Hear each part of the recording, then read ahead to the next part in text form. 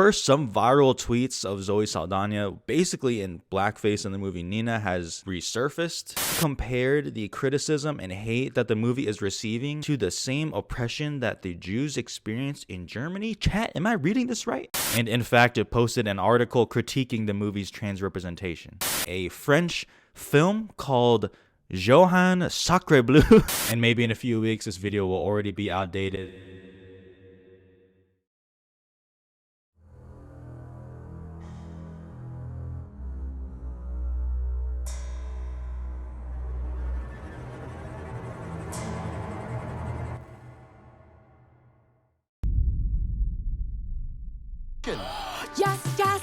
Yes. No, fucking no, God, stop. Hi everyone, so last week I made a video talking about all the Oscar controversies from basically each Best Picture nominee, from the Brutalist AI to the Anora Intimacy Coordinator, and obviously a large part of that video was on EMILIA PÉREZ. And of course, since it's me, as soon as I uploaded that video, it was already outdated within a few hours. Because my God, the past few days have been an absolute shitstorm. This is truly historic what we're seeing about EMILIA PÉREZ. I truly did not think I was going to make a follow-up video until I saw everything that has been going on and continues to go on. Quite frankly, I'm afraid to record and edit this because I don't know what's going to happen between now and then. But considering it is surrounding the possible Best Picture winner, at least as of a week ago, I think it's fair to talk about. And I usually don't say this at the beginning of the video, but since I have a feeling this is going to be a long one, feel free to subscribe, you know what I'm saying? Feel free, I'm just going to leave that out there. So let's talk about everything that has transpired since my last video, all about EMILIA PÉREZ. Let's start with the director, Jacques Audiard. He has already been in some hot water. A video interview has resurfaced where he says, quote, "Spanish is a language of modest countries, of developing countries, of the poor and migrants." Bro, you can't say that. You know, it is an interesting strategy to openly shit on something that your movie is trying to represent. But, you know, we'll see how that goes for you. Even without this interview, people were already upset at him because of his comments about Mexico and his lack of research. So just adding this little comment here, I mean, it's just a nice little poop on a shit plate, you know what I mean? I'm gonna say this a lot, I don't really understand this. I mean, what happened to media PR training? You can give the most softball, nothing PR media trained answer of your life regarding the Spanish language, and instead is just like, yeah, I'm actually gonna talk shit, actually. And again, based off his own words and actions, it seems like there is a blatant lack of respect for the people of Mexico or just Spanish language speakers, which again just has me puzzled, like, why make this movie in the first place? If like this is your apparent feelings, does it come from a place of contempt? Like what's going on deep down inside you, bro? So that was pretty bad. But, you know, I wasn't going to make a whole video just based off one additional thing after that video. And then I got tagged in another video interview from Karla Sofia Gascon, where she talks about some of the criticism she has been receiving. And I keep my phone on silent, so I just kind of read the caption, saw she was speaking, and I was like, okay, like she's more than welcome to defend herself. Like, I guess, you know, that's fine. I don't know why I'm tagged in this. And then a small firestorm kind of happened. Karla Sofia Gascon has violated the Academy's Oscar rules by accusing nominee Fernanda Torres' team of spreading hate against her and the cast of EMILIA PÉREZ during a Brazilian interview. Any public communication by anyone associated with an eligible film attempting to cast negative on a competing film will not be tolerated, as stated on the Academy's website. I'm going to shorten her response a little bit, but per translation, her response is this. Quote, "This is not a competition. It's simply about some people liking her work more or less, and that's it. If she wins," referring to Fernanda Torres, "great. If I win, great as well. What I really don't like is that there is a social media team working around these people trying to discredit the work of others, like mine or the movies. That leads nowhere. To highlight one person's work, you don't need to bring others down. No one has ever seen me speaking badly about Fernanda Torres or her movie. However, I do see many people in Fernanda Torres' circle speaking badly about me and EMILIA PÉREZ. I think that says more about them and their film than about mine." Okay, so I have a bunch of thoughts about this. First of all, I don't really know what she's talking about because there was a video going around online about Fernanda Torres where she is speaking directly to the camera, praising the nominees, talking proudly about her work and their work, and even asking others not to spread hate. I haven't seen anything from the official I'm Still Here account, if there even is any, or Sony Pictures Classics. So then I just assume that she's not talking about official people from Fernanda Torres' team, but mainly talking about the stands online. And as you can imagine, this did cause quite a bit of a stir that day. But quite frankly, I knew after reading that the Academy isn't going to do anything about that. As much as people were making claims about this, if it was your job to play lawyer in defense of Karla Sofia Gascon, gascon, you can totally spin this off. You can defer, spin off for words that you weren't talking about anyone official, you were referring to people online, blah, blah, blah. It gets a little muddy and then it goes nowhere. And then, in fact, Variety posted an article saying that no, she did not violate any Academy rules. But my God, was that a crazy thing to say? At this point, you were already under the microscope because of your previous comments and previous tweet that I talked about in my last video. I guess my main thought is like, why call out anyone by name? Like if she just said, there's no need to tear me or my movie down, this isn't a competition, and just kind of kept it there, like I don't think anyone would have a problem with that at all. But not only did you single out a nominee, you singled out Fernanda Torres, and therefore you called out the Brazilians. Listen here and listen now. I would rather attack the BTS stans. I would rather attack the Bayhive before I ever go after the Brazilians. Are you crazy? Because the way Brazil has been able to mobilize this whole awards campaign, quite frankly, puts the Avengers to shame. They assembled like nobody's business. And that day, they easily made that tweet the most talked about tweet of that day. So publicly dumping on Spanish speakers and calling out a nominee and basically the whole country of Brazil and having talks about potentially violating Academy rules, that is a tough 1-2 combo right there. And I was thinking during that time, like, man, it must be hilarious thinking what Netflix PR department is thinking right now. I was trying to imagine like, okay, what would they do here? Are they gonna make a statement? Are they just gonna keep quiet? Are they gonna keep the cast and crew kind of quiet on this movie now? You know, what are they gonna do? And the worst of it has yet to come. You think that was bad? The day after this happened, what the fuck? I woke up the next morning, had a good night's sleep, felt pretty good. I reached for my phone, I opened Twitter, and I said, holy shit. I saw this tweet here. Shout out to Sarah, who was the first person to bring it to light as far as I saw. Because these tweets revealed that Karla Sofia Gascon is an insanely hateful person. You know, after EMILIA Perez won the Golden Globe for Best Picture, they elected Karla Sofia Gascon to speak, and she ended with "The light always wins over darkness." Well, let me tell you, after reading those tweets, the darkness is winning. All right, the darkness is like consuming your body, like the Venom symbiote in Spider-Man 3. And it was funny seeing in real time the people who were defending Karla Sofia Gascon on the previous day read through these tweets, and it was like the Ratatouille meme. Like, oh my God. I will show the tweets in a second, but I don't know if I've ever seen a campaign tank like this before. If we see situations about a celebrity making insulting and offensive comments in the past, it's usually like this. Oh, someone found a fairly offensive joke made about 18 years ago. The person will respond, say, that's who I was back then. That doesn't make it right. That is not who I am now or have been for years. And I think most people in society kind of accept that. But the tweets here have been only from a few years ago. And it does back up some of the antic behavior we have already been seeing. I am being so serious when I say I cannot go through every single tweet here. I am legitimately getting lost, like trying to catch up onto every tweet that was coming out. Sorting through these tweets to show you here is kind of like the game show Deal or No Deal, except instead of possibly selecting money, it's the most racist tweet you've ever seen. And I am referring to the translate button a lot here, so, you know, forgive me. So let's go through some of them here. New attack in France. Beheadings in Nice by one of these. Oh my God. Yo, am I actually going to get demonetized for this? I don't actually know. By one of these blank followers of Allah. How many times will we have to expel these madmen from Europe until we realize that their religion is incompatible with Western values we do not learn? Yeah, that's a pretty bad one. That's insane. Islam is becoming a hotbed of infection for humanity that urgently needs to be cured. Who am I to cast aspersions on someone when I see tweets like this? Who am I to do that? I'm not going to do that. What? How about another one? Sorry, is it just my impression, or are there more and more Muslims in Spain? Every time I go to pick up my daughter from school, there are more women with their hair covered and their skirts down to their heels. Maybe next year, instead of English, we'll have to teach Arabic. And a lamb. You just had to add the and a lamb there, like you added the ellipses. Come on now, you can't do that. Imagine what these Arabs would say if every time they came to Europe, we demanded permission from their wives or forced them to wear socks with flip-flops and a mask covering their faces. Or better yet, sentence them to death for greeting other men with kisses on the mouth. Yeah, you know, it feels a little wrong to add some commentary here. I feel like those tweets speak for itself. She also made several tweets regarding the whole George Floyd incident. There was a whole thread about them, some of which I don't even know if I should like post here or whatever, but I'll read one of them here. Open thread, let me get this straight. A guy tries to pass off a counterfeit bill after consuming methamphetamine. An idiot policeman arrives and goes too far in arresting him, killing him, ruining the lives of his family and his colleagues, and turning the guy with the bill into a martyr hero. I really think that few people ever cared about George Floyd, a drug addict swindler, but his death has served to once again demonstrate that there are people who still consider black people to be monkeys without rights and consider policemen to be assassins.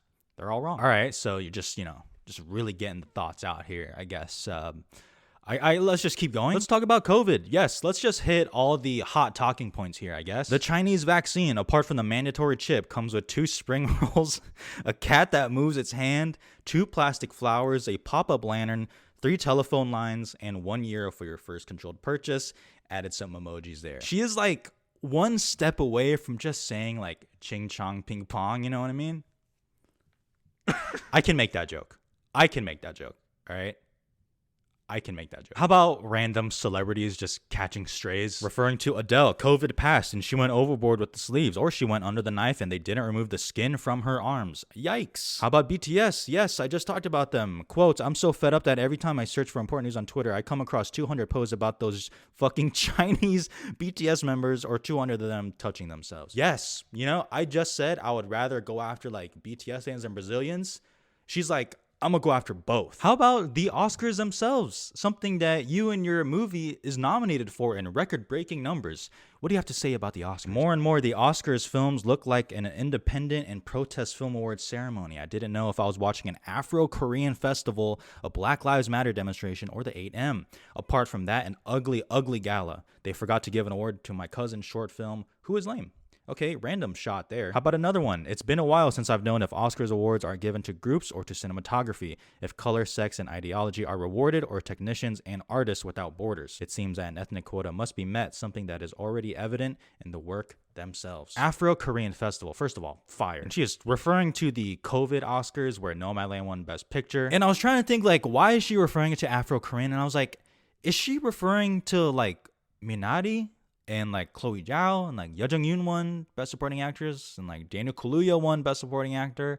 Like, did she see that and was just like seething, like had to mouth for it? And there were so many more tweets, people. There were so many more tweets. Considering these tweets are not that old, probably one of the most batshit insane thread from a celebrity that like I've seen. I truly don't know how these tweets were left up for so long, but she issued an apology. She says, quote, I want to acknowledge the conversation around my past social media posts that have caused hurt. As someone in a marginalized community, I know the suffering all too well, and I am deeply sorry to those I have caused pain. All my life, I have fought for a better world. I believe light will always triumph over darkness. Oh my God. Karla, Sofia, Gascon, I'm just going to give you this advice here. All right, stop using the light over darkness speech, okay? In this scenario, you are the darkness. You fought for a better world. It seems like you're trying to fight the world with like how many like attacks you're throwing at these people. That paragraph is not an apology sufficient enough to cover the whole base of tweets that we just went through and the ones that I didn't even have time to go through. And the level of like deflection just doesn't quite sit right with me,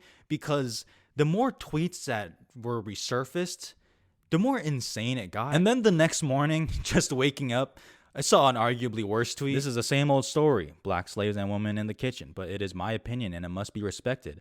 I do not understand so much world war against Hitler. He simply had his opinion of the Jews. Well, that's how the world goes. Praying hands emoji. Yeah. I'm just going to let that linger in the air here a little bit. I don't even know what to say about that. I thought it was a fake tweet. And in fact, I actually removed it from talking about this video until a later interview from The Hollywood Reporter confirms that it was a real tweet. So what the fuck? So then she deactivated her Twitter account and then she made another statement. It's a bit of a long statement, so I'll kind of condense it here. But she says, quote, I'm sorry, but I can no longer allow this campaign of hate and misinformation to affect me and my family. So at their request, I am closing my account on X. Misinformation. I mean, there were screenshots from your own tweets. So, like, is it in the room with us right now? Is it Is it behind me? Oh shit. No, it's not. She continues on, quote, I have defended each and every one of the minorities in this world and supported any event against racism, freedom of religion, or homophobia in the same way that I have criticized the hypocrisy that underlies them, because the first thing I am self-critical of is myself. I don't really know, what is happening? My brain, like, gears are sparking. I am trying so hard to give her the benefit of the doubt. I'm trying. But when I read things like that and I see the tweets from not too long ago, I'm like, where's the disconnect happening? It's like the Tim Robinson sketch where he's trying to find out who crashed the hot dog car and he's dressed in the hot dog costume. Like, the call is coming from inside the house. This is starting to get insane. Like, you are not like the victim here for these tweets. These have been an awful 2 statements from her after those tweets have surfaced. And I do want to say this in a serious note. I have no doubt that she has experienced much hate and attacks for the simple reason that she is a trans woman. And that is something that I obviously am not participating in and I think is gross. And I will repeat, I have no doubt that she has experienced that this award season, and that is disgusting. In this instance that I am talking about, people are not going after you for any reason other than you made completely Islamophobic, racist, and hateful tweets not that long ago.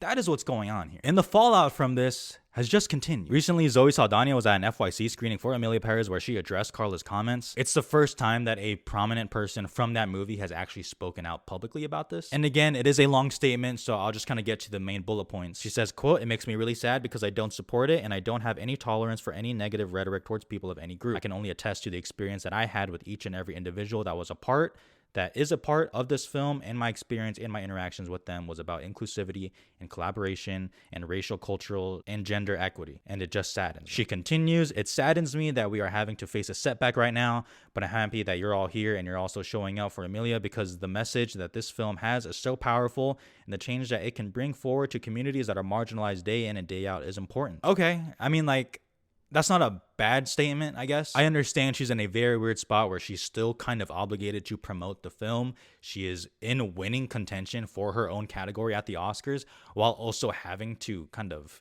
walk on eggshells about this. So it's a tough spot.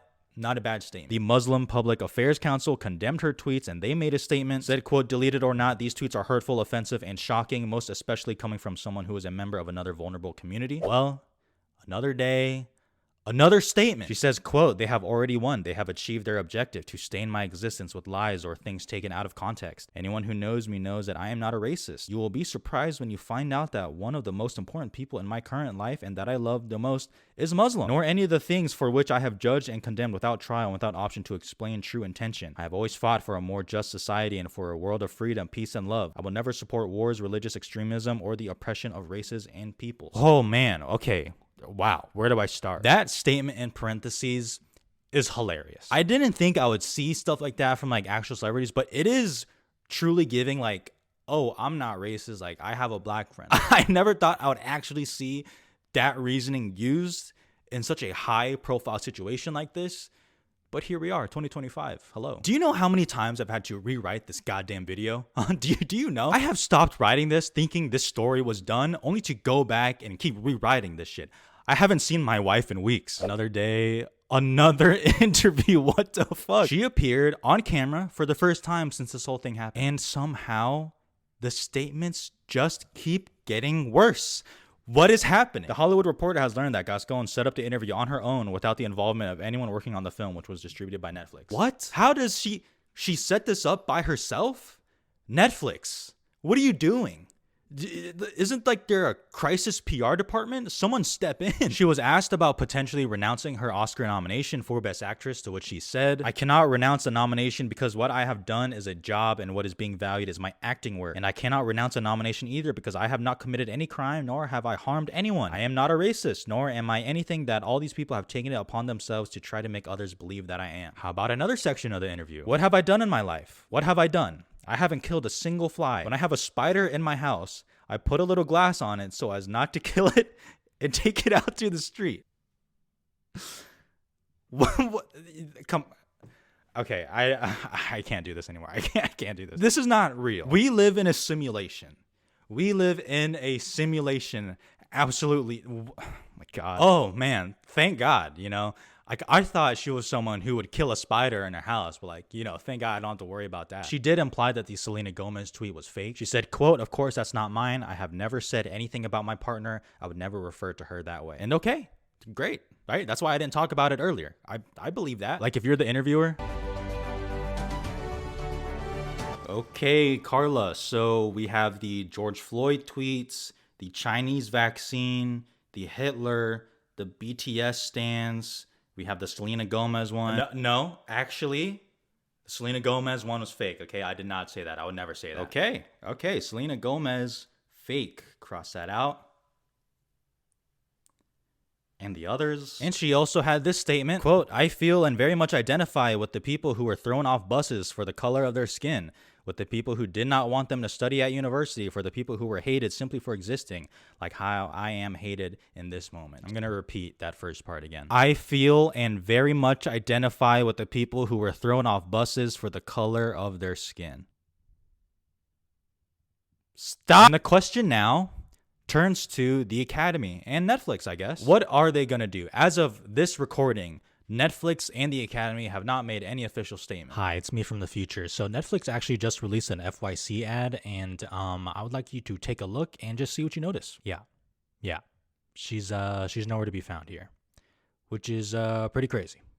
I guess this is their statement. Okay, you unfollowed her on Instagram. All right, that's cool. What about the Fab Five introduction, where previous Best Actress winners go up and introduce each nominee? Are we still doing that? I mean, who is gonna talk about her in that performance now?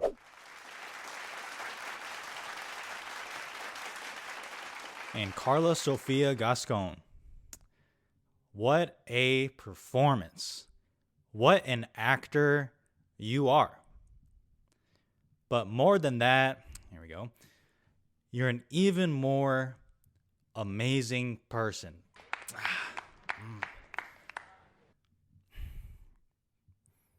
I fucking dare you to give this movie Best Picture. I dare you. The Hollywood Reporter posted an article that says, quote, "Based on my conversations in recent days with Academy members, many are going to have a hard time voting for EMILIA PÉREZ in any category, given that EMILIA PÉREZ herself has become toxic." And the reason this feels so much bigger than any other Oscar controversy, obviously this year and in recent history, is because how self-inflicted this is. Do not compare this to Green Book. This is nothing compared to that. This is not some online thing anymore. This is not about smear campaigns. This has reached a level of mainstream. It would be catastrophic to give this movie Best Picture, or really any major award, but I'm talking about Best Picture in this scenario. I mean, what a past few days, huh? What a past few days. Again, I have never seen a campaign tank as fast and as hard as this movie has by its own self. Variety interviewed Sarah Hagee. I'm so sorry if I mispronounced your name. She was asked why she wanted the tweets to gain traction, and she says, quote, "When someone in a historic position representing a film built on so-called progressive values has a history of racist and bigoted tweets, it exposes the hypocrisy of it all. This isn't about meaningful representation, it's just marketing. And that marketing falls apart when the person at the center of it is a racist bigot." Damn. And if I could leave you all with one more tweet from Karla Sofia Gascon before this whole firestorm happened. Quote, "I love art. That's why I applaud the creativity of all the groups of haters who try to invent a new controversy or a new way to insult me every day. That's good because it awakens neurons. And with that, maybe one day they'll be able to understand that hatred won't get them anywhere. Sincerely, Public Enemy #1. I really mean this when I say I hope I don't have to make another video on this. I know some people are weirdly very defensive about this. Some people say people are just throwing dirt on her. All I can say is no one is throwing dirt on her in this situation. She dug the grave herself. Thanks for watching. Thanks for subscribing. I'll see you guys next time. Goodbye.